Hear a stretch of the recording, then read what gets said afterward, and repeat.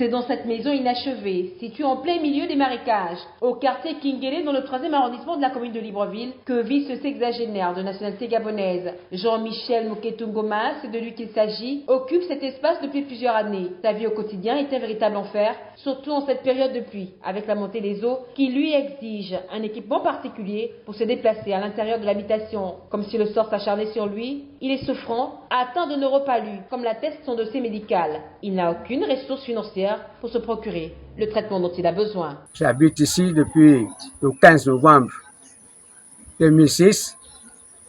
C'est une maison qui m'a été donnée par la grâce de Dieu. Jusqu'à aujourd'hui, je vis ici.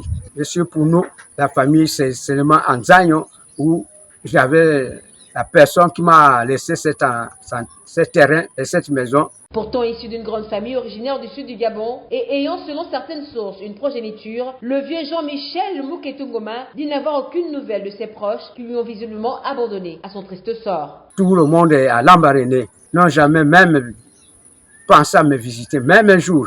Ce que l'État doit faire pour moi, c'est de me trouver un logement en attendant que je quitte ici aussi pour trouver une condition viable, la position où je dois me trouver, que je sois aussi en contact avec mes bien-aimés. Jean-Michel Moketu Ngoma connaît quelques moments de chaleur grâce aux membres de la communauté chrétienne à laquelle il appartient, lesquels viennent de temps en temps à son chevet à travers des dons. Au regard de son état de santé fébrile, il est plus qu'urgent que cet homme, que les circonstances accablent depuis de nombreuses années, trouve un logement décent et sécurisé. Car ici, il n'en finira jamais avec les palus et est quotidiennement exposé aux agressions de tous ordres. Vivement les réactions des personnes de bonne foi et du numéro 1 des Gabonais.